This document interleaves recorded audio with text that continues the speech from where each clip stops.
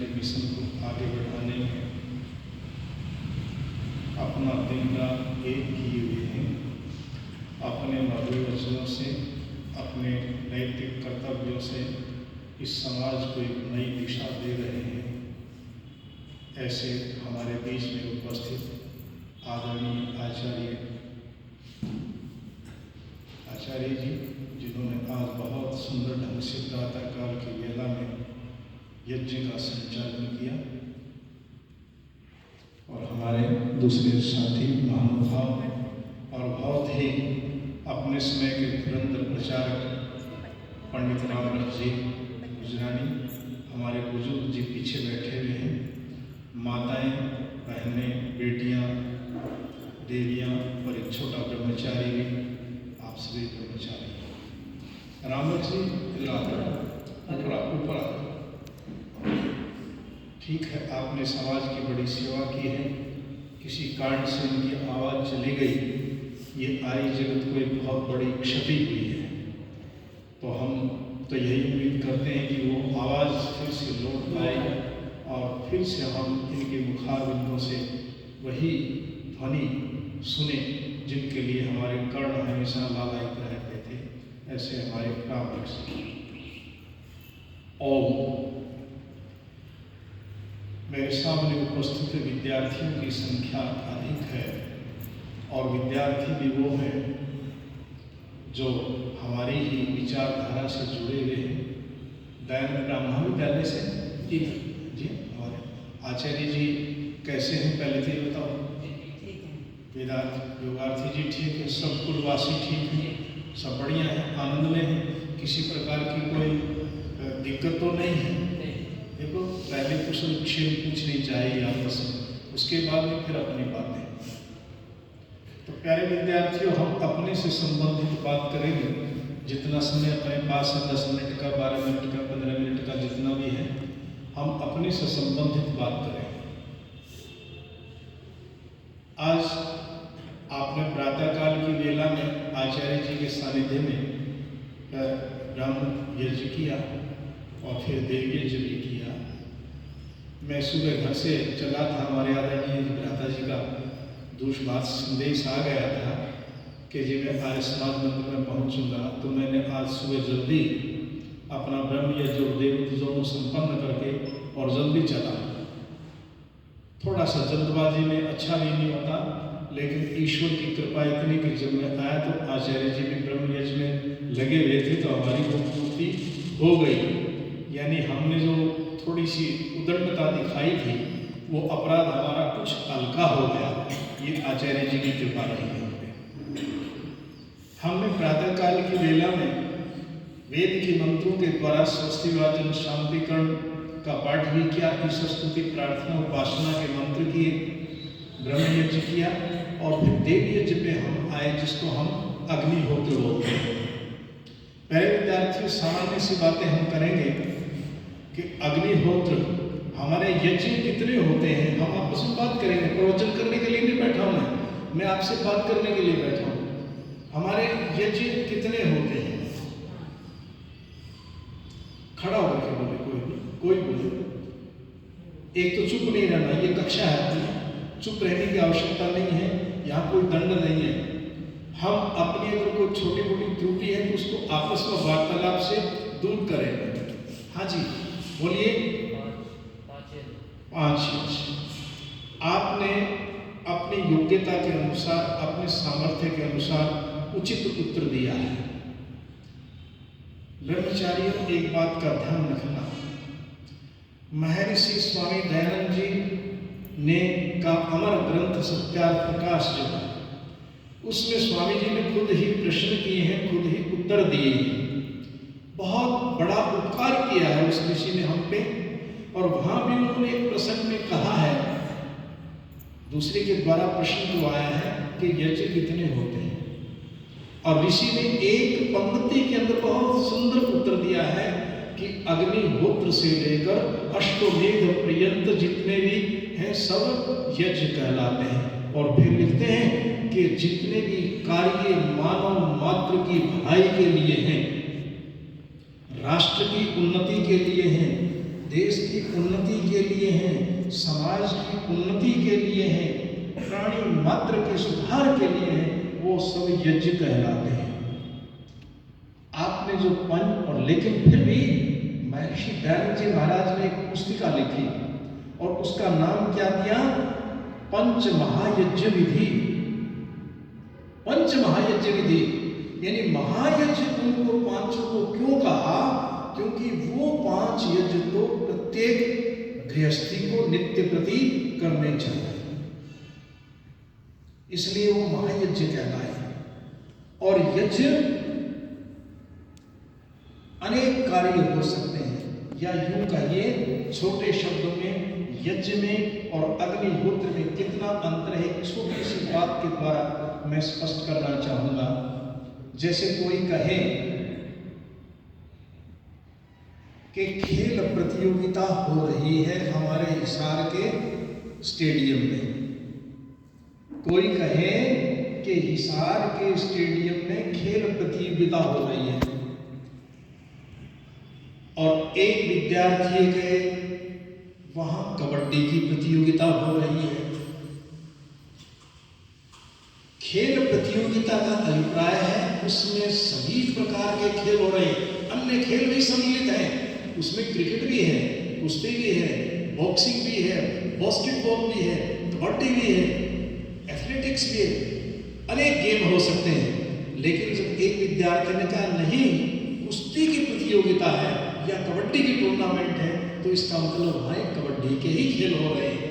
तो अग्निहोत्र हमारा जो है वो एक यज्ञों के अंदर छोटा सा यज्ञ है, और वो यज्ञ ब्रह्मचारी को भी करना चाहिए, गृहस्थी को भी चलना चाहिए, वानप्रस्थी को भी करना चाहिए, और सन्यासी के लिए बाध्यता नहीं है, लेकिन सन्यासी करे तो कोई पाप भी नहीं है। अब देखिए हमारे घरों में, आपके विद्यालयों में अपनी जो यज्ञशाला है उसके लिए एक छोटी सी बात जो हम विद्वानों के मुख से सुनते हैं और पढ़ते हैं कि यज्ञ में चाहे थोड़ा सामान लगे, जैसे आपने देखा भी यज्ञ के अंदर बहुत सुंदर पीपल की समिधाएं थी, और समिधाएं भी वो हो, देखो ऋषि को पढ़ करके देखो, ऋषि कितने उद्भट विद्वान हैं और कितनी बात को सोच के कह रहे हैं। अगर सामने पेड़ खड़ा है कोई और उसकी हम टहनियां तोड़ देते हैं या काट देते हैं, उसको सुखा करके यज्ञ में प्रयोग करते हैं, तो वो संविधा नहीं है। संविधा वो टहनी कहलाएगी जो वृक्ष ने अपने आप छोड़ दी, और मैंने देखा अपने आप छोड़ी हुई ही संविधाएं थी। पीपल को आपने ध्यान से देखो, उसमें सूखती रहती है, अपने आप छोड़ देता है। या किसी कारण से क्षतिग्रस्त हो गया है पीपल, भूमि पर गिर गया है और दोबारा वो फल फूल नहीं सकता है, वो सूख गया है, तो उसका हम प्रयोग कर सकते हैं। कई बार हम क्या करते हैं कि ये टहनी इधर की इसको काट दो, सुखा दो, वो संविधा में नहीं है, क्योंकि उसमें हमने उसको पीड़ा पहुंचाई है, वृक्ष को पूर्ण पीड़ा पहुंचाई है। ऐसी संविधाएं, सूखी संविधाएं, कीड़ा लगी हुई ना हो, और पीपल की भी संविधाएं कैसी सफेद छिलके की, छिलके वाली थी। शमी की संविधाएं, जाडी जिसको बोलते हैं, सफेद छिलके, गूलर की, वट की, आम की, जैसा ऋषि ने विधान किया है ऐसी संविधान प्रयोग कर सकते हैं जिसके जलने से कोयला कम से कम बने। ये है वो चीज, क्योंकि हर जगह हर प्रकार का वृक्ष, हर प्रकार की सुविधाएं उपलब्ध नहीं होती। ऐसी सुविधाओं का चयन कर हवन मिट्टी का बना सकते हैं, लोहे की आजकल मिलते हैं, लेकिन सबसे उत्तम ऋषि ने तांबे का कहा है कि तांबे के अंदर उसकी ऊर्जा और ज्यादा बढ़ जाती है। सामग्री 4 प्रकार के पदार्थ उसके अंदर होने चाहिए। मिष्ट मीठा भी होना चाहिए, पुष्टिकारक भी होना चाहिए, सुगंधिकारक भी होना चाहिए, शक्तिवर्धक भी होना चाहिए, हो जाए थोड़ा, और फिर स्वच्छ होकर के अपने स्वच्छ हृदय भाव से यज्ञ करने के लिए बैठ जाओ और यज्ञ चाहे थोड़ा करवाओ। मैं बिल्कुल स्पष्ट कहता हूँ, कोई आवश्यक नहीं है कि हमारे पास घी इतना हो, इतनी सामग्री हो, इतना नहीं। घी चाहे हमारे पास थोड़ा हो, बढ़िया से बढ़िया घी हो, गाय का हो तो सबसे उत्तम, और गाय का भी है तो भैंस वगैरह का। लेकिन अगर कुछ भी नहीं है तो फिर तो जैसा मिल जाए, लेकिन कोशिश ये करनी चाहिए कि पवित्रतम चीज यदहाविष्टम तदवशिष्टम, जो श्रेष्ठ चीज है वो अग्नि के समर्पित करें। फिर हम यज्ञ के लिए बैठ जाते हैं, और यज्ञ में बैठने के लिए ये आचार्य जी बैठे हैं, नित्य प्रति अपना कार्यक्रम करते हैं, और उनको करवाते भी, सिखाते भी। जैसे आज माता जी को उनका भी चम्मच ऐसे पकड़ लिया, और सीखने की कोई उम्र नहीं होती। जब भी हम सीख जाएं तभी अपने आप को समझें कि हम सीख गए हैं, कोई बात नहीं, ये हमारे संस्कार बनते हैं। माता जी इस उम्र में यज्ञ कर रही हैं, ये संस्कार बनेंगे इनके चित्त के ऊपर, ये सब बातें अंकित हो जाएंगी, और अगले जन्म में ये हमें और अच्छे मार्ग की ओर ले जाएंगे। हमारे वहाँ एक ब्रह्मा होता है, जैसे आचार्य जी बैठे रहते हैं, याद रखना बेटे। ब्रह्मा इतना विशेष नहीं होता, ब्रह्मा निर्देशन करता है, कहीं त्रुटि ना हो जाए, वो निरीक्षक है वहां का। अगर मान लिया यज्ञ की अग्नि कहीं मध्यम होती है तो ब्रह्मा कहेगा कि रुको, पहले अग्नि को प्रज्वलित करो। ब्रह्मा कहेगा नहीं, जल क्षेपण करो। ब्रह्मा कहेगा नहीं, ये आहुति उत्तर दिशा में दो, ये आहुति दक्षिण दिशा में दो, ये दो आहुतियां बीच में दो, और अब ये पावमानी आहुतियां हैं, इनसे केवल घृत की आहुति दो। अब ये सृष्टिकृत आहुति है, इसमें मीठे की भात की आहुतियां दो आप, या केवल घी की आहुति। निर्देशन करता है, जहां त्रुटि दिखाई देती है वहां रोक देता है आपको, अंकुश है उनके हाथ में। लेकिन यजमान के बिना यज्ञ नहीं हो सकता। आज जैसे माता जी हमारी मुखी यजमान के रूप में बैठी थी, तो यजमान एक यज्ञ का होता है। एक अग्निहोत्र यज्ञ ऐसा है जिसमें अग्नि जलाई जाती है, भौतिक अग्नि जलाई जाती है। बाकी यज्ञों के अंदर भौतिक अग्नि ने जला करके अपने संकल्प की अग्नि जलाई जाती है। और यजमान जितना समर्पित होगा उतना ही यज्ञ सफल रहेगा। बहुत बड़े बड़े यज्ञ होते हैं। एक यज्ञ होता है राष्ट्र यज्ञ, राष्ट्र का भरण पोषण करना, राष्ट्र का रक्षण करना यज्ञ कहलाता है। आप ब्रह्मचारी प्रातः काल की बेला में उठते हो, उषापान करते हो, फिर प्रातः काल के मंत्रों से उस वहां के वातावरण को पवित्र करते हो, और फिर अपने स्वच्छ होकर के स्नान ध्यान करके योगासन प्राणायाम करते हो, फिर स्वाध्याय करते हो, नित्य का कार्य करते हो। ये आप अपना यज्ञ कर रहे हो, ये आप यज्ञ कर रहे हो। अगर उस यज्ञ में किसी प्रकार की ढिलाई है तो इसका मतलब हम उस यज्ञ से भाग रहे हैं। गीता के अनुसार यत पलस ज्ञ, गीता के अनुसार यत पलस ज्ञ, वहां की व्याख्या मैं नहीं करूंगा, सिर्फ तरह बताऊंगा कि वहां लिखा है यत जमा ज्ञ, जिसके द्वारा जाना जाता है, जिसके द्वारा किसी रहस्य को जाना जाता है, यज्ञ कहलाते हैं। जिसके द्वारा किसी का रक्षण किया जाता है, यज्ञ कहलाता है। आइए इस प्रकार के यजमानों से मिलिए। राष्ट्र रक्षा का यज्ञ हो रहा था, राष्ट्र रक्षा का यज्ञ हो रहा था। देश के ऊपर आपत्ति थी और एक वीर राष्ट्र की रक्षा के लिए संघर्ष कर रहा है।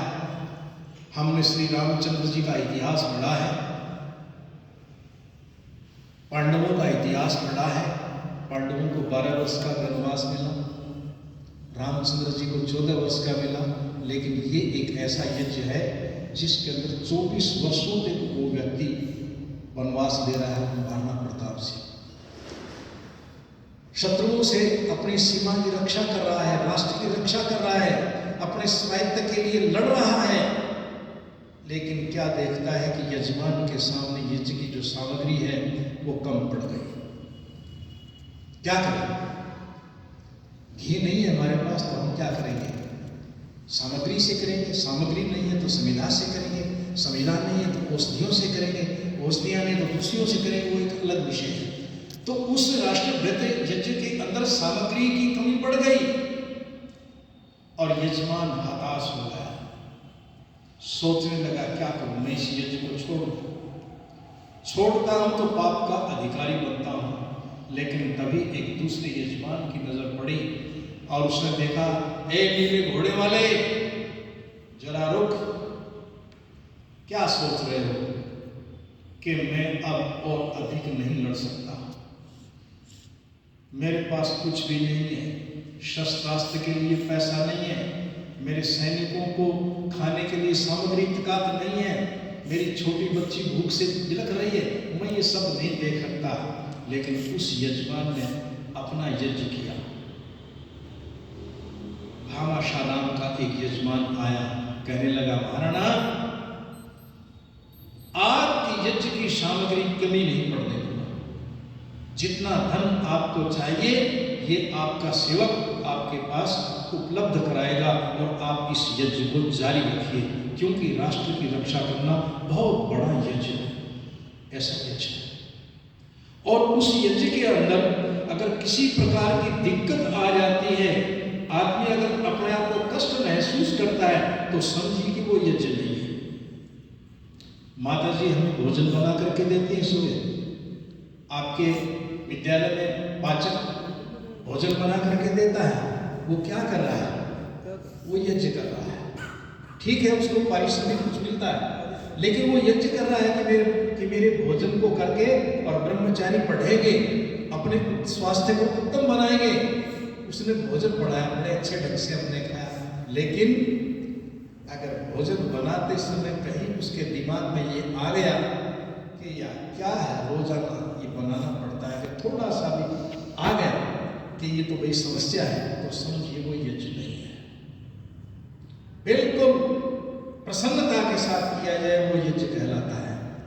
इस प्रकार की एक यज्ञ की छोटी सी बात बता करके, और जितना मुझे समय दिया होगा, सन 1971 का युद्ध था, जिसको बांग्लादेश वार बोलते हैं, बांग्लादेश जो बना,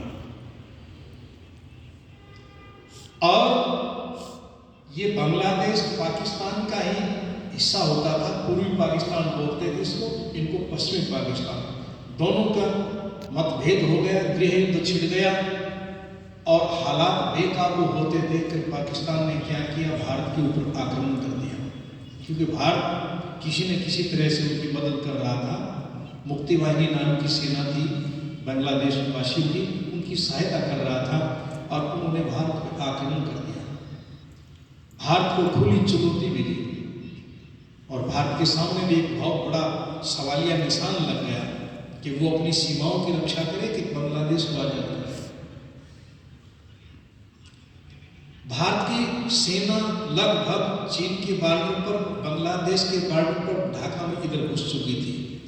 पाकिस्तान ने एक चाल चली, गुजरात के साथ लगता हुआ, राजस्थान के साथ लगता हुआ क्षेत्र, वहाँ बहुत कम सैनिक थे, क्योंकि सेना हमारी मुख्य तो इधर लगी हुई थी। और उन्होंने दिन सोचा कि इस क्षेत्र पे आक्रमण कर दिया जाए और ये हजारों किलोमीटर का जो क्षेत्र है हमारे कब्जे में आ जाएगा। भारत को जो है सोचना पड़ेगा, भारत को सोचना पड़ेगा, गिड़गिड़ाना पड़ेगा, वो हमारा नुकसान कर रहा है, ऐसा कर लेंगे। और ये बात सोच करके दिसंबर की एक तारीख 4, एक तारिक मीर नाम का कर्नल सेनापति पाकिस्तान का लगभग बहुत बड़े लाव लश्कर के साथ उस सीमा के अंदर घुसने का प्रयास करने लगा। और उस सीमा की रक्षा के लिए मात्र भारत के 120 सैनिक थे, जिनका नेतृत्व कर रहे थे कुलदीप सिंह चांदपुरी, मेजर कुलदीप सिंह चांदपुरी का नेतृत्व कर रहे थे। उनको कुछ एहसास हुआ कि बहुत दूर से आवाज़ें सुनाई दे रही हैं। उन्होंने अपने सैनिकों में से ये आवाज़ लगाई कि भी इस बात पता लगाओ, कौन लगाएगा इस बात का पता, ये क्या गतिविधि हो रही है। उनमें से एक नया 22 साल का नौजवान था, बलवान सिंह, हरियाणा का रहने वाला, जो अभी कमीशन लेकर के सेकंड लेफ्टिनेंट लेकर के मिलिट्री भर्ती हुआ था। उसने कहा सर अभी मैं पता करता हूँ। अपने 2 जवानों के साथ गया और देखा, आगे निकल गया, भेष बदल करके, गडरिये वगैरह का भेष बदल कर निकल, उसे देखा कि बड़ा भारी लाव लश्कर है। उसने तुरंत आकर के सूचना दी कि सर लगभग 3000 सैनिकों का दल, जिसमें सैकड़ों टैंक हैं, मोर्टार हैं, बड़ी मशीन गने हैं और बढ़ते जा रहे हैं हमारे तरफ। सायंकाल का समय हो चुका था। चांदपुरी ने योजना सूझी। उसने अपने सैनिकों को आदेश दिया कि इतने क्षेत्र के अंदर तार खींच दो, कांटेदार तार, फटाफट तार लगा दिए गए और यहाँ माइन बिछा दो। माइन बोलते हैं बारूदी सुरंग, जैसे अपना रोटी का टिफिन होता है इस तरह गोल चक्र तो जमीन में दबा दिया जाता है, वहाँ कोई चीज आती है, दबाव पड़ता है, वो फट जाता है और नष्ट कर देता है। उसके साथ साथ माइन लगा दी गई, लेकिन माइन उनके पास बहुत थोड़ी थी, बहुत थोड़ी माइन थी, सीमित था। रोटियों के जो भोजन करने के उनके जो टिफिन थे, वो टिफिन उन्होंने कलेक्ट किए और वो स्थान स्थान पर दबा दिए। आज वो जब तार के पास आकर के लाव लश्कर रुका, उसने देखा कि तार लगे हुए हैं। तारिक मीर ने आदेश दिया अपने इंजीनियरों को, देखो क्या है। मैंने कहा जी तार लगे हुए, उखाड़ दो तारों को उखाड़ दिया। चलो टैंक को आगे बढ़ने का आदेश दो। जो ही टैंक आगे बढ़ा, माइन फटा, टैंक उल्ट गया। दूसरा टैंक आया, माइन फटा, टैंक उल्ट गया। इस प्रकार 3 टैंक के वहीं टूट गए। तब तारिक मीर ने कहा कि नहीं, यहाँ माइन बिछी हुई, पहले सारी माइन को बिछाओ। उधर कुलदीप सिंह चांदपुरी ने अपने हेड ऑफ द डिपार्टमेंट से संपर्क साधा वायरलेस से। उन्होंने कहा कि मेरे पास केवल मात्र 120 सैनिक हैं और साजो सामान बहुत कम है, मेरे पास रसद की बहुत कमी है, मुझे मेरे पास पीछे से बैकअप करो, रसद भेजो मेरे पास। और हंटर जो विमान है उनको आदेश दो कि वो मेरी सहायता के लिए तैयार है। लेकिन हेडक्वार्टर से क्या संदेश आया कि हमारे पास सैनिक नहीं है, सैनिक दूसरी सीमा पर लगे हुए हैं, रसद भी नहीं है, जितना सामान है इसी से करना होगा। और हंटर विमान रात्रि के समय फ्लाइट नहीं कर सकते, उड़ान नहीं कर सकते, ये समस्या थी।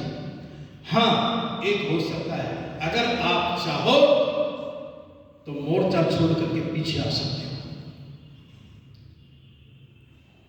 ये आदेश हेडक्वार्टर का था। और ये बात जब मेजर कुलदीप सिंह चांदपुरी ने सुनी, सन्न रह गया और उसने अपने सैनिकों को ललकारते हुए कहा कि हेडक्वार्टर ने यह संदेश दिया है कि पीछे हट जाओ अपनी सुरक्षा के लिए। पीछे हट सकते हो आप? बोला जो पीछे हटना चाहे मैं उसको रोकूंगा नहीं, लेकिन ये कुलदीप सिंह पीछे नहीं हटेगा, क्योंकि ये मातृभूमि की रक्षा के लिए यज्ञ है। इस यज्ञ के अंदर मैं अपने प्राणों की भी आहुति दूंगा। और कहीं भी अगर हम पीछे हट गए तो समझिए हमारा यज्ञ अधूरा रहेगा, हम मातृभूमि की रक्षा नहीं कर पाएंगे, कायर कहलाएंगे और हम यज्ञ को भग्न करने वाले कहलाएंगे, रक्षा करने वाले नहीं कहलाएंगे। जो जाना चाहते हैं वो जा सकते हैं और जो आना चाहते हैं वो मेरे साथ आए, अंतिम सांस तक हम लड़ेंगे। सभी ने एक आवाज में कहा सर, आप अगर 2 कदम आगे बढ़ोगे तो हम 4 कदम आगे बढ़ेंगे और आपके साथ ही हम अपने प्राणों की आहुति दे देंगे, लेकिन दुश्मन को पीठ नहीं दिखाएंगे, ये मैदान छोड़ करके नहीं जाएंगे। इतिहास में एक काला अध्याय हम नहीं लिखेंगे कि जिससे ये कोई आकर के कहे कि भारतीय जवान अपनी मातृभूमि रूपी इस यज्ञ को नहीं कर पाए। और जिसके अंदर 2 पाचक भी थे शामिल, 2 पाचक भी थे।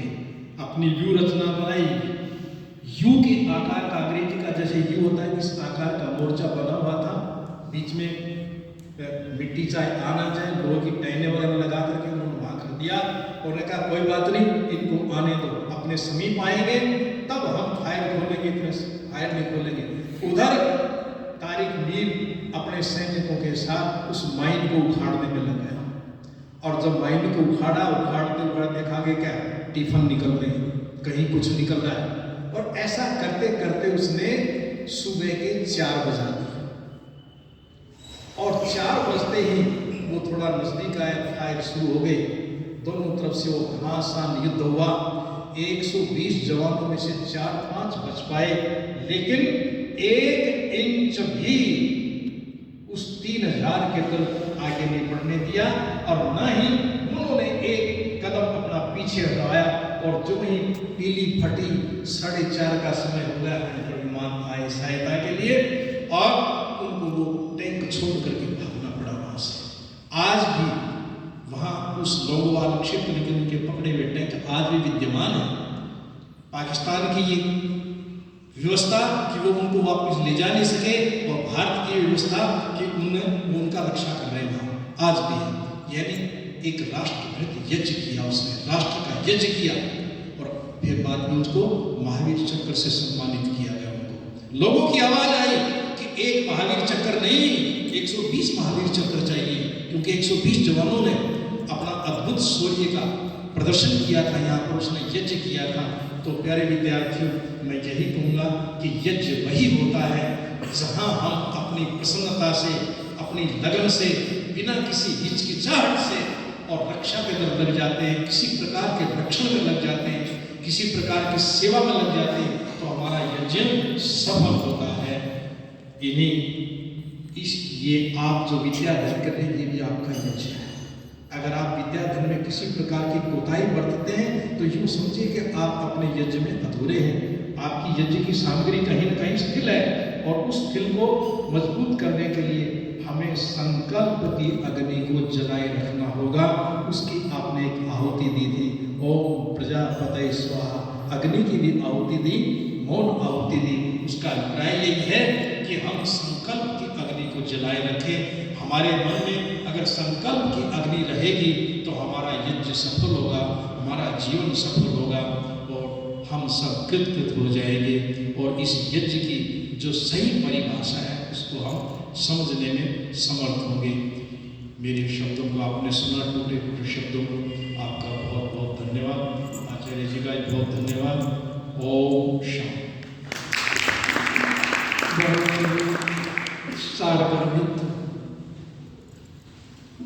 आचार्य जी ने प्रवचन दिया है। थोड़े से समय में एक वो ऊर्जा हमारे अंदर स्थापित की है, विचारों के माध्यम से उन शब्दों की आहुति हमारे अंदर दी है, वो भी एक यज्ञ किया है। आइए, समय बहुत हो गया, मैं सोच रहा था माता जी का भजन